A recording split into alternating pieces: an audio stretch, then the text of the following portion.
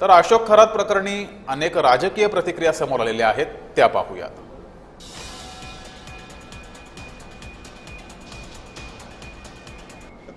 भोंदू बाबांचं प्रस्थ हे भारतीय जनता पक्ष आणि संघ परिवाराच्या या राजकारणामधून मोठ्या प्रमाणामध्ये वाढले। यांचा उपयोग राजकारणासाठी केला जातो हेही आपण पाहतो आहोत। अनेक बाबांना तयार केलं जातं आणि त्यामध्ये लोकांना भुलवलं जातं।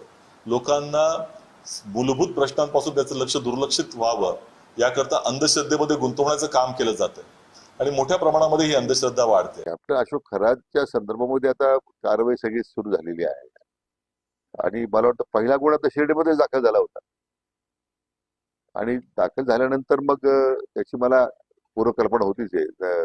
कारवाई विभागाने मला कल्पना दिली होती, आम्ही अशी करतोय। परंतु अशा प्रकारच्या समाजामध्ये अज्ञानाचा गैरफायदा म्हणा किंवा या सगळ्या वस्तुस्थिती ज्या समोर येते ती क्लेशदायक आहे। त्या अंधश्रद्धेच्या पाठीमागे खतपाणी घालण्याचं काम जर तुम्ही करत असाल तर निश्चितपणे ही महाराष्ट्रासाठी आणि त्या अजित पवारांच्या पक्षातल्या आहेत। अजित पवार अंधश्रद्धेच्या विरोधातला माणूस होता, त्यांनी कधी अंधश्रद्धेला खतपाणी घातलं नाही।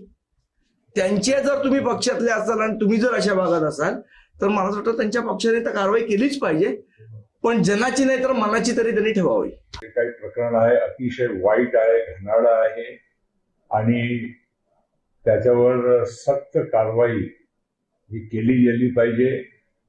त्यांची अटक झाली आहे, महाराष्ट्र सरकार त्याच्यावर बाकीची कारवाई निश्चित करणार आणि ज्या ज्या लोक त्यांच्या सोबत या कामामध्ये जर राहिले असेल तर निश्चित त्यांचाही म्हणजे तपासणीमध्ये चौकशीमध्ये समोर नाव आलं तर त्याच्यावर ही कारवाई तातडीनं आणि सक्तीनं केली गेली पाहिजे। त्या जर अशा उदो एका व्यक्तीचा करत असतील तर महिलांना सुद्धा असं वाटेल की नाही, हा माणूस चांगला असेल, कदाचित यांच्याकडे जाण्यात काही गैर नाही। आणि अशात या असंख्य महिला अडकल्या असतील आणि ह्याचा दोष हा याच महिलांना म्हणजे रुपाली चाकणकरांना दिला पाहिजे।